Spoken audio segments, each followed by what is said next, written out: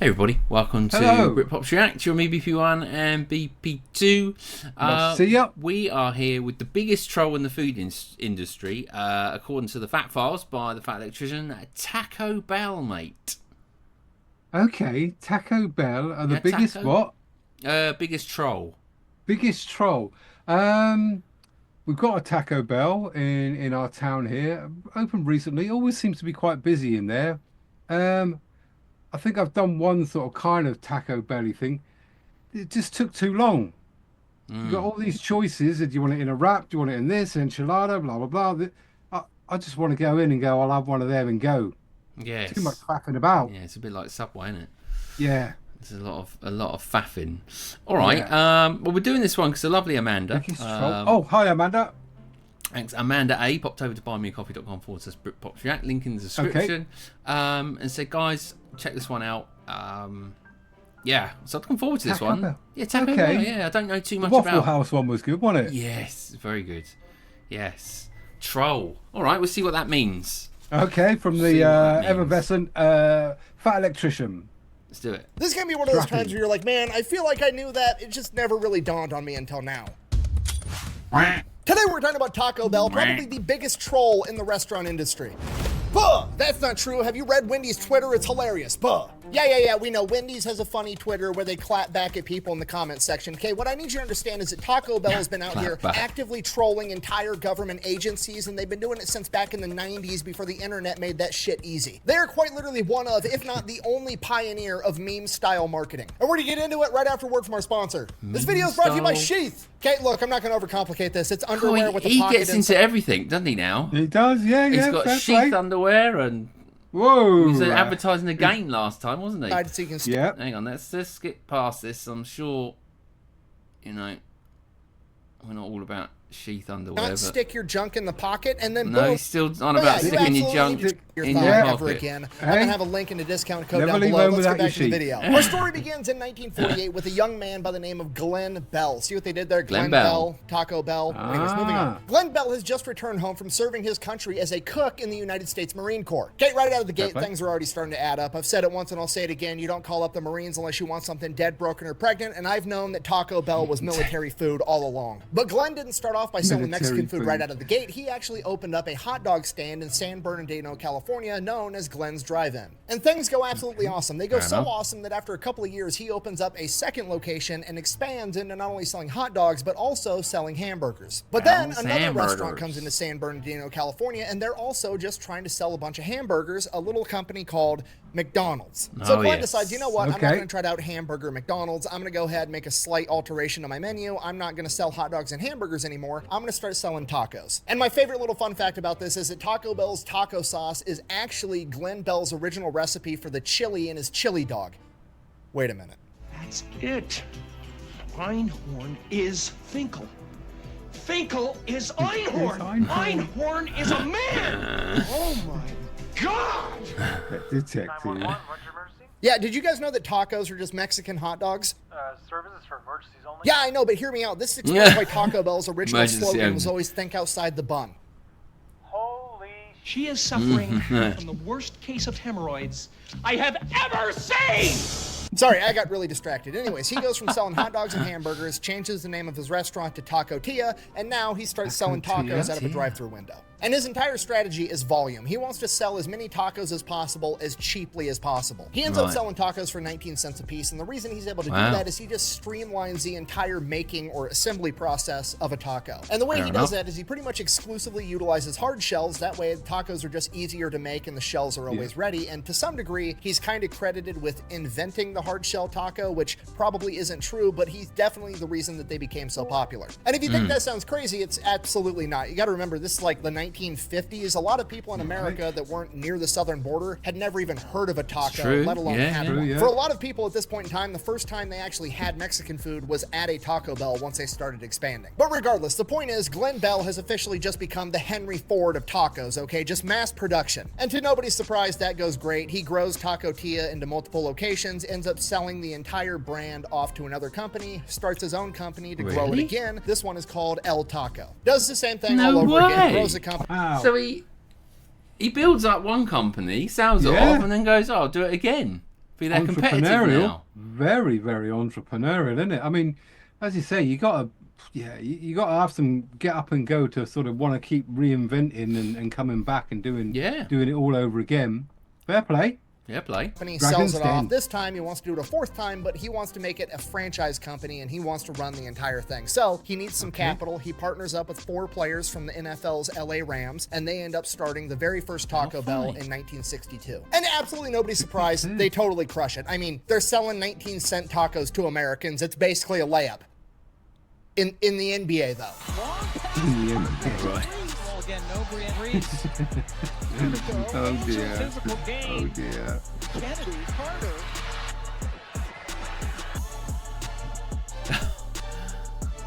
Is that necessary? Oh no. He's shown Anyways, too many. Within 5 years of being in business, they're doing so well that by 1967, other successful fast food franchises are looking to cut in to this fast food Mexican niche. So Pizza Hut actually starts their own restaurant called Taco Boy, ends up being a huge failure. They cannot out-taco the Bell. Okay, fast forward 10 more years, they crush it the entire time, and then in 1978, they actually do end up getting bought out by a larger company, Pepsi. Really? Omelet sausage. Okay, and this is the most important part of the story because this is where shit gets completely out of hand, okay? Pepsi also bought a bunch of other restaurants right around the same time, like KFC and Pizza Hut. But Pepsi wasn't out there buying all these restaurants because they were trying to make money off of the restaurant, right? They didn't think they could sell tacos better than Taco Bell. They didn't think they could sell pizza better than Pizza Hut. They bought them so that they could beat Coke. You see, because at this point in time, Coca-Cola is number one. It's not even close. Everybody prefers Coke, and Coke is in every restaurant in America. And Pepsi realizes that they need to be able to get their soda into restaurants so that people are forced to try it. Here comes your airplane. There you go. Open, and Yeah. Forced to try it. And at this point, pretty much no restaurants in America are going to willingly carry Pepsi products because everybody wants Coke and they don't want to have to tell every customer, is Pepsi okay? So in PepsiCo's mind, in a complete just gangster Which is still the same in KFC now. You can't get a Coke. It's Pepsi exclusive to Pepsi. Yeah. So.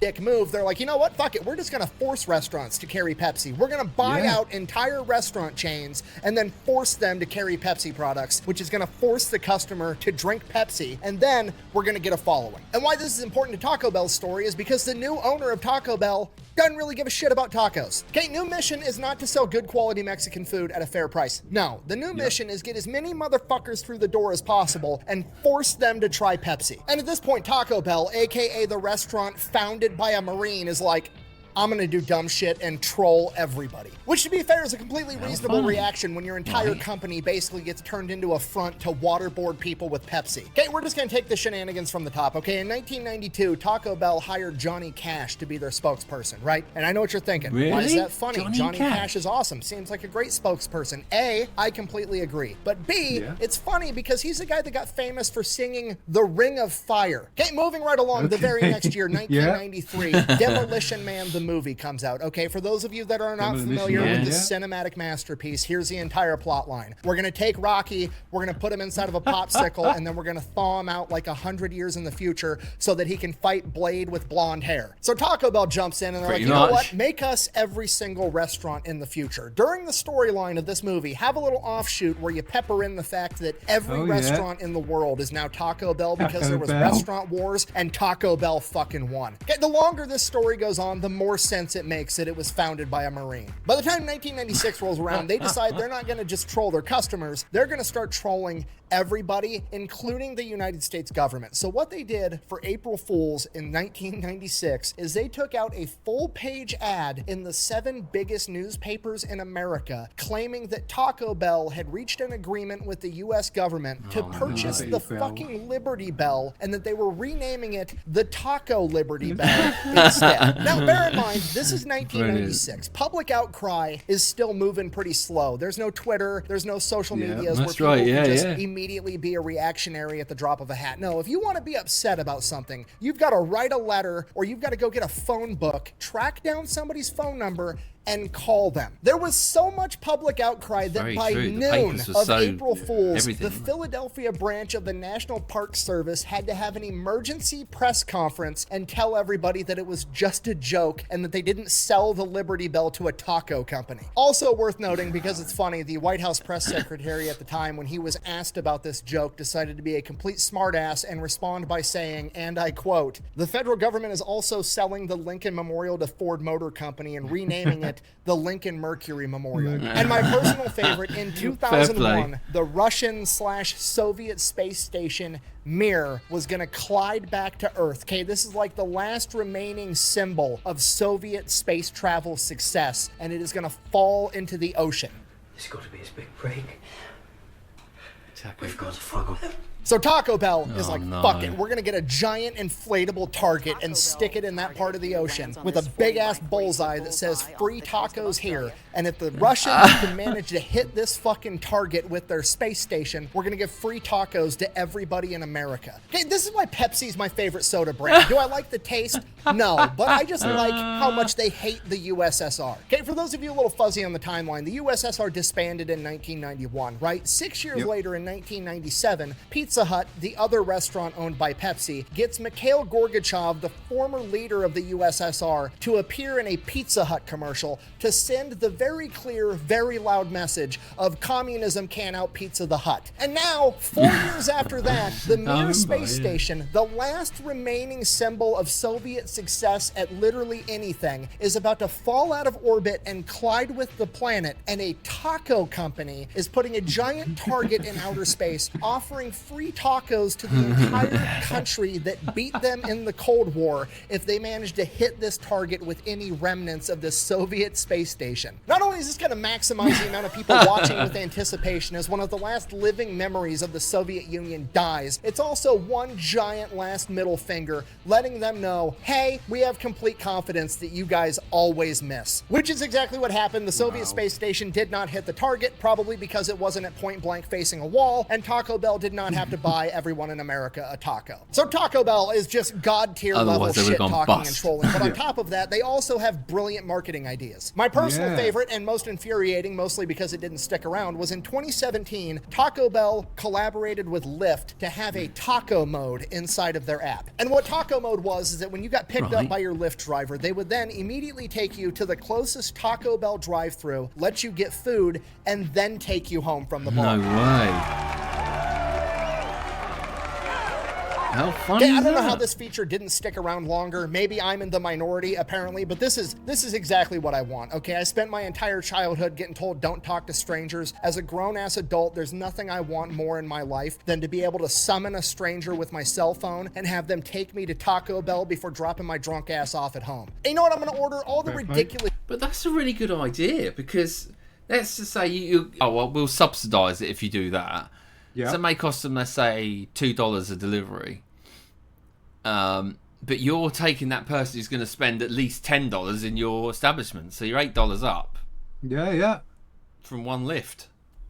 And it's not like they got to go out to go to. They're already going home, so they're on their way home from going out. So you've already got a customer that's out and about, haven't you? Win-win. Win-win, yeah. Win. Do you fancy a Taco Bell on the way home? Yeah, okay. Yeah, that's it. And it's simple. Press the button, straight there. Yeah. shit they've had on the menu over the years, because remember, they're only there to push Pepsi products. They don't care about having good quality Mexican food, and that's why they've essentially turned their entire menu into a circus show. I love it. The entire menu is just like the shit that you would talk about with your buddies when you were like drunk or high. Like, bro, you know what would sound good if we made a quesadilla and then turned that quesadilla into the shell for a burrito? We'll call it the quesarito. Oh man, this crunch wrap sure is good. You know what would make it better? If we replaced the hard shell tortilla on the inside with a giant fucking Cheez-It. And you know what? While we're at it, we might as well make the hard shell tacos shell a giant Dorito. Why not? Dorito. So yeah, in conclusion, that is the story of Taco Bell. That time that a Marine came home from World War II, started a Mexican hot dog restaurant that somehow perfected the art of shit-talking, trolling, and creating weird menu items, all on its quest to force people to drink Pepsi. Thank you for watching. Best way to support the channel is go buy some Cool, merch. that was good. That was good. Good, yeah. I'd like to know what happened to the young Marine that, like I say, very entrepreneurial. You know, did he go on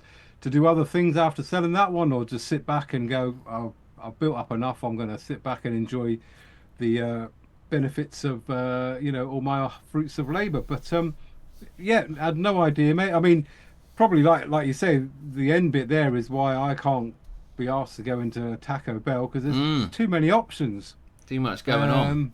I didn't realise PepsiCo owned them though. But you can see why. Again, let's get our product into every restaurant we can by giving them the only option. I mean, you drink Pepsi? I do, yeah. I drink Pepsi Max. Yeah, I like Pepsi Max. Yeah. It's, I must admit, if ever I go out, I think it's just at the forefront of your mind. You just go, oh, whatever, and Coke, don't you? And they instantly go, Coca-Cola, yeah. Unless they don't. I suppose it depends. If I want a full sugar drink, I'd go with Coca-Cola. But if I want like the diet version, I'd go for Pepsi Max. I think it tastes better than Coke Zero. Or Diet Coke, well there you go. There you go. First. Yes. Yeah, good fun that one. Thanks, Amanda. It's thank you for Electrician as well for making it fun along the way. Yeah, we had no that's idea. How to learn stuff, isn't it? The fun way. Only had him in schools. Oh, exactly, yeah. So we've learned a bit about Taco Bell, now Waffle Houses. Yes. We've done a couple of McDonald's videos as well. Yep. So yeah, that's cool. It's interesting to see, these fast food places, where they come from and the stuff behind. I just had no idea of, the entrepreneur in him, Mr. Bell, and fair play. See, his name continues on. Right, we'll be Brilliant. back tomorrow for another reaction. Until then, bye from me. Goodbye from him over there. Take care all. Bye. Bye.